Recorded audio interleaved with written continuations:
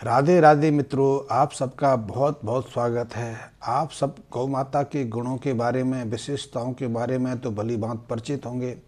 आपने गोबर की बहुत सारी विशेषताओं को जाना भी होगा और स्वयं देखा भी होगा।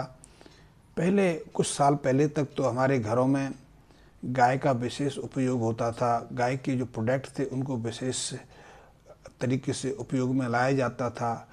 गाय के गोबर की तो बहुत विशेषता है, उसमें जीवाणु नाशक गुण हैं, बैक्टीरियल नाशक गुण हैं, वो फंगस नाशक गुण हैं, लेकिन और भी बहुत सारी क्वालिटी हैं और भी बहुत सारी विशेषताएं। तो कुछ विशेषताओं के बारे में मैं आपका ध्यान आकर्षित करना चाहूँगा और इस पर आप शोध भी कर सकते हैं, रिसर्च भी कर सकते हैं और उनके आधार पर आप कुछ विशेष पदार्थों का निर्माण भी कर सकते हैं। गौ प्रोडक्टों को निर्माण करके अपनी आर्थिक स्थिति को या अपने कारोबार की शुरुआत भी कर सकते हैं।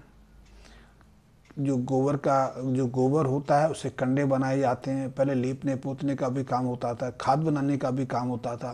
तो जो कंडे बनते हैं उन कंडों की विशेषता अलग तरह की रहती हैं। गाय के कंडे पर हम खाना बनाने के लिए ईंधन के रूप में उपयोग करते हैं। उसका विशेष तापमान रहता है। उस पर यदि रोटी बनाई जाए, साग सब्जियां बनाई जाएं, दूध को उबाला जाए तो उसमें विशिष्टता आ जाती है। क्योंकि अब जो गैस का प्रयोग करते हैं तो उसका टेम्परेचर बहुत तीव्र होता है। दूध को रखते हैं, कुछ मिनटों में दूध उबल जाता है, लेकिन कंडे पर जब दूध का उबालने का प्रयास किया जाता है तो उसमें काफ़ी वक्त लगता है और उस प्रक्रिया के अंतर्गत जो दूध खौलता है उसमें बहुत सारी विशिष्टताएं आ जाती हैं। उसका स्वाद तो बदलता ही बदलता है, उसके गुणों में ही परिवर्तन आ जाता है।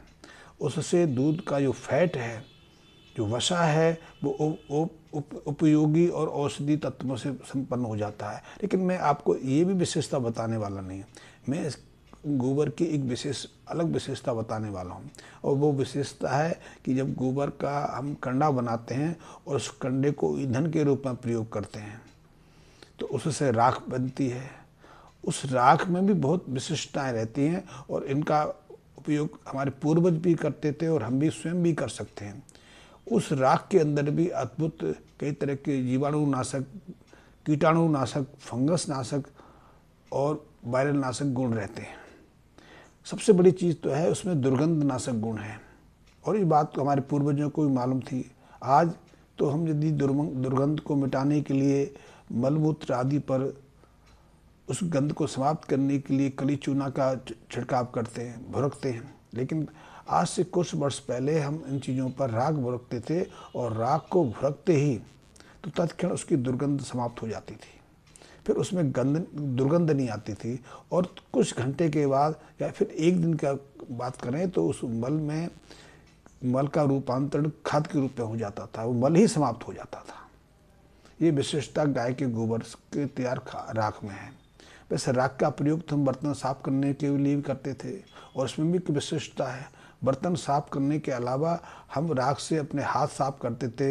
हम शौच आदि जाने के बाद अपने हाथों को स्वच्छ करने के लिए भी राख का प्रयोग करते थे। आज हम राख का प्रयोग नहीं करते, हम मिट्टी का प्रयोग भी नहीं करते। आजकल हम करते साबुन का प्रयोग या विशेष जो हाथ साफ करने के लिए जो आजकल कई तरह के तरल आ गए उनका उपयोग करते हैं।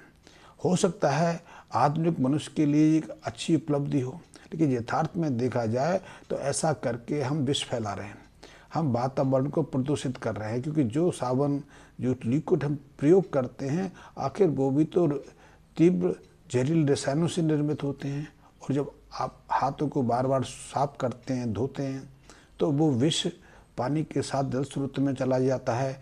जल के जो स्रोत हैं उनमें संचित हो जाता है या ज़मीन की गहराई में चला जाता है। फिर वो कुएं के माध्यम से, ट्यूबवेल के माध्यम से, नलों के माध्यम से फिर हमें ही प्रयोग करना पड़ता है। इसके अलावा काफ़ी मात्रा में विषाक्त साबुन के जो तत्व हैं हमारी मिट्टी में, हमारी जो उर्वरक मिट्टी है उसमें मिश्रित होकर हमें प्रभावित करते हैं और इसका तो लंबा दीर्घगामी प्रभाव पड़ता है।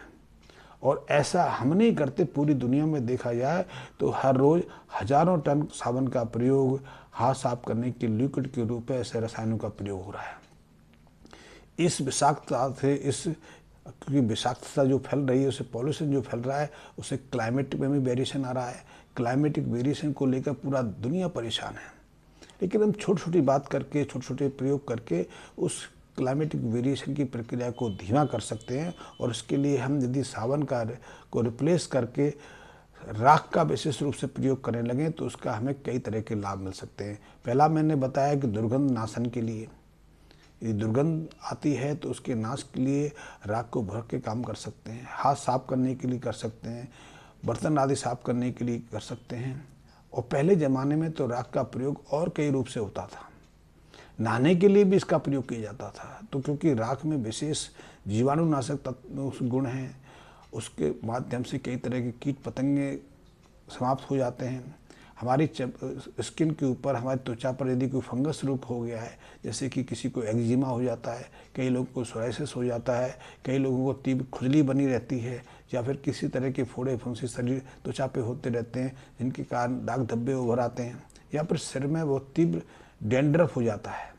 इस डैंड्रफ के कारण आज दुनिया बाल झड़ने से, गंजेपन से परेशान है। और आपको जानकर आश्चर्य होगा, गंजेपन का एक प्रमुख कारण है सिर के अंदर डैंड्रफ हो जाना, भूसी पड़ जाना। भूसी एक विशेष फंगस इन्फेक्शन के कारण होती है, जैसा कि आधुनिक शोधकर्ता कहते हैं। उसका उनके पास कोई तोड़ नहीं है, कोई सफल प्रक्रिया नहीं है कि वो डैंड्रफ को रोक सकें। एक के बाद कई तरह के विषाक्त रसायन तैयार करके बाजार में लेके आते हैं, शैम्पू में लेके आते हैं, दवाओं के रूप में लेके आते हैं, लेकिन सब निरर्थक है। सब पर आप व्यर्थ में पैसा खर्च करते हैं। लेकिन इसको भी आप गाय की राख के माध्यम से, गाय के गोबर से तैयार राख के उपयोग से समाप्त कर सकते हैं। इसके लिए एक विशेष आप प्रयोग करके देखिए। मैं तो करता रहता हूँ। मैं तो ऐसे प्रयोगों को पिछले 15 सालों से गहनतापूर्वक में कार्य कर रहा हूँ। और यदि आप भी मेरे साथ मिलकर एक कार्य करना चाहते हैं, किसी तरह का प्रोडक्ट बाज़ार में लॉन्च करना चाहते हैं, गाय के विशेष प्रोडक्टों की जानकारी लेना चाहते हैं, सीखना चाहते हैं, तो मुझसे संपर्क कर सकते हैं। मेरी आपके लिए सदैव स्वागत के लिए हमेशा आप मेरे पर आमंत्रित हैं। तो उसके लिए आप पुराना दही ले सकते हैं, 2 दिन 3 दिन 4 दिन पुराना दही ले सकते हैं, छाछ ले सकते हैं। उस छाछ के अंदर आप राख को मिक्स कर लें। वैसे राख का प्रयोग आप गाय के घी में पेस्ट बना के भी कर सकते हैं, उसका आप लेपन बालों में करिए। दही के साथ यदि राख का प्रयोग कर रहे हैं तो आप उसको लगातार 3 दिन करिए, आपकी डैंड्रफ की समस्या 50% तक हल हो जाएगी। वैसे इसको किसी दूसरे तरह से भी उपयोग किया जा सकता है, लेकिन सीधा साधा प्रयोग है कि छाछ में, दही में थोड़ी सी राख मिला लो, उसको थोड़ी देर रहने दो, पेस्ट बन जाए तो बाल में अच्छे से उसको लगा दो और 15 से 20 मिनट के बाद गुनगुने ताज़ा पानी से साफ कर लो। 3-4 दिन में आपकी 50% डैंड्रफ की समस्या समाप्त हो जाएगी। इसमें किसी तरह का पैसा खर्च करने की आवश्यकता नहीं है। लेकिन इसमें एक चीज़ की आवश्यकता है, एक चीज़ को समझने की आवश्यकता है कि राख शुद्ध देसी जो गाय है उसी की होनी चाहिए। क्योंकि इस चीज़ को, इस नुस्खों को तो भूल ही गए, क्योंकि पिछले 50-60 सालों से हम गाय का उपयोग ही भूल गए। आजकल कंडे जो बनते हैं तो उसमें हम भैंस को भी अलग नहीं रखते, गाय को भी अलग नहीं रखते, और गाय की कौन सी नस्ल है इस पर भी कोई ध्यान नहीं देते। क्योंकि हमारी देसी गाय की जो गोबर है उसकी एक अलग प्रकृति रहती है, और जो जर्सी गाय होती है उसका तो हमेशा पेट ही खराब रहता है। वो कभी गोबर नहीं करती, वो दुर्गंध युक्त मल त्यागती है, जैसे कि मनुष्य त्यागता है। मनुष्य के मल में भी सदैव एक तरह की दुर्गंध आती है। ऐसी दुर्गंध ही जर्सी गाय है उसके गोबर के साथ भी आती है। लेकिन हमारी जो देसी गाय है उसके गोबर से कभी दुर्गंध नहीं आती, उसमें कभी सड़न पैदा नहीं होती, उस पर कभी मक्खी मच्छर नहीं फिर बनाते हैं। यहाँ तक कि गाय के गोबर के ऊपर एक जैली संरचना होती है। ये विशिष्टता है देसी गाय की, किसी और पशु के अंदर गोबर के साथ वो जैली नहीं आती है। आपने बकरियों को भी देखा होगा, बकरियां तो मैंगनी करती हैं, वो बहुत खुश्क होती हैं। ऐसी खुश्क मैंगनी जो गधे आदि करते हैं, घोड़े आदि करते हैं, या फिर हाथी आदि की लीद में भी एक विशिष्ट दुर्गंध नहीं होती, गंध रहती है।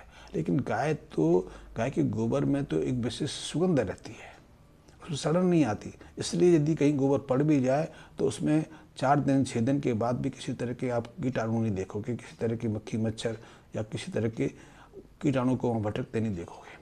लेकिन दूसरे पशुओं का जो विष्ठा है, गोबर है, मल है, उसमें दुर्गंध आती है।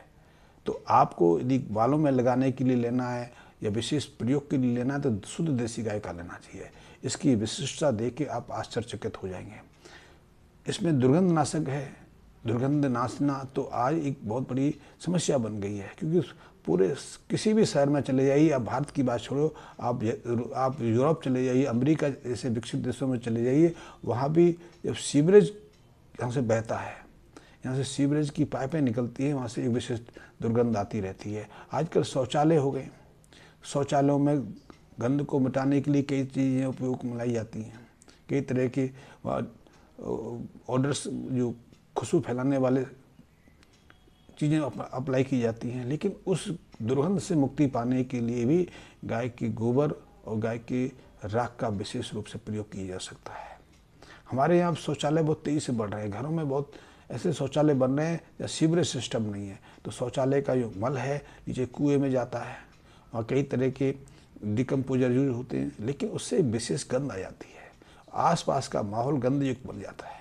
सीवरेज सिस्टम सड़क पर भी हो, बाज़ार में हो, वो भी आपको प्रभावित करता है। तो इसके लिए अभी तक हमारे पास कोई ऐसी प्रक्रिया नहीं कि गंद को मार सके, लेकिन इस पर मैंने कुछ काम किया है। इसमें कुछ जड़ी बूटियाँ, गाय का गोबर और गाय की राख हमारी बहुत सहायता कर सकती है। हम ऐसा कोई रसायन तैयार कर सकते, कर भी लिया भी है, जिससे हम सीवरेज सिस्टम का, ऐसी बंद नालियों का, ऐसे सीवरेज प्लांटों का या फिर घरों के जो शौचालय बनाए हुए हैं उसकी दुर्गंध को मिटा सकते हैं। तो छोटे छोटे प्रयोग हैं।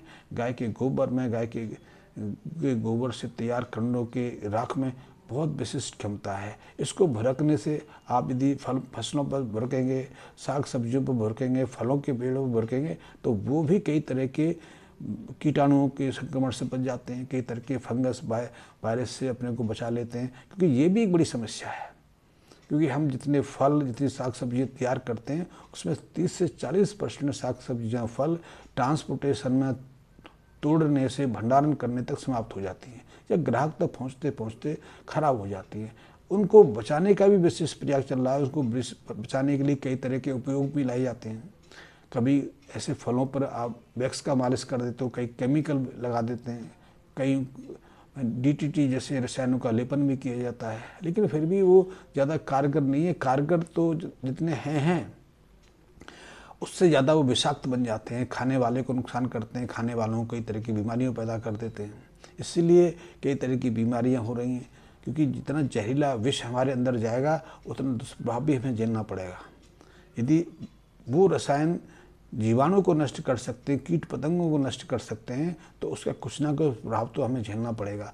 हो सकता है हमारे शरीर की संरचना में और उनकी संरचना में लाखों गुना का फर्क है, लेकिन निरंतर उसका प्रयोग करेंगे तो हमारे शरीर में संचित होता चला जाएगा, तो उसका प्रभाव भी पड़ता चला जाएगा। और कुछ वर्ष के बाद देखेंगे जो जिसके कारण मक्खी मच्छर नष्ट होते थे, कीट पतंग समाप्त होते थे, वैसा प्रभाव हमें भी आ जाएगा। इसीलिए यदि इन विषाक्त रसायनों से बचना है तो हमें प्राकृतिक चीज़ें जो परमात्मा ने हमें दी हैं उनका सदुपयोग करना है। और उसमें सबसे महत्वपूर्ण है, सबसे उपयोगी है हमारी देसी गाय। गाय में एक से एक अद्भुत विशेषता है। उसके प्रोडक्ट तो ईश्वर का वरदान स्वरूप है। दूध से लेकर गाय का मूत्र, गाय का गोबर हमारे लिए अद्वितीय है। वो एक से एक चमत्कार करने के लिए हमारे पास उपलब्ध हैं, हम करने योग्य बने। और इसीलिए मैं कहता हूँ कि गाय के इन पंचगव्यों से हम सैकड़ों तरह के ऐसे प्रोडक्ट बना सकते हैं जिनसे हम अपनी आर्थिक स्थिति भी मजबूत करें, अपने वातावरण को और समाज को सुरक्षित रखें, चाहे बीमारी से सुरक्षित हो या फिर किसी दूसरे दुष्प्रभाव से। क्योंकि जिस तेज़ी से हमारे समाज में, हमारी जो सामाजिक तंत्र में जो बदलाव हो रहे हैं, उनसे बचने का प्रयास भी तो हमें करना होगा। सिर्फ हमें आगे नहीं बढ़ना है, सिर्फ हमें एक चीज़ पर आगे नहीं बढ़ना कि पैसा कमाना है। हमें मकान बनाना है, हमें रेस में सबसे आगे रहना है। हमें ये भी देखना है जो हमारे पीछे हैं, पीछे संतानें भी होती हैं, परिवार के दूसरे सदस्य भी रहते हैं और समाज के लोग भी रहते हैं, कि वो भी सुरक्षित रहें, वो भी शांति से रहें, उनको भी किसी रोग का सामना ना करना पड़े। ये भी तो हमारी जिम्मेदारी है। हम स्वार्थी तो ना बन जाएं, हम अपने प्रति सोचें। तो इस सब से बचना है तो हमें सामाजिक तंत्र को भी समझना ज़रूरी है और गाय के महत्व को भी समझना ज़रूरी है। और गाय किसी भी चीज़ से ले लें, हर एक की विशेष उपयोगिता है। इसीलिए मैं कहता हूँ कि आप अकेली गाय माता को समझ लो, आप हज़ारों प्रोडक्ट्स को पढ़ के उसमें से अपने लिए कोई भी एक दो चुन लो और उस एक दो से आप अपना स्टार्टअप शुरू कर सकते हैं, अपनी आर्थिक स्थिति को मजबूत कर सकते हैं। आप व्यापारिक रूप से अच्छे बिजनेसमैन के रूप में समाज को एक नई राह दिखा सकते हैं, हर तरह का प्रयोग कर सकते हैं। तो गाय की बहुत उपयोगिता है।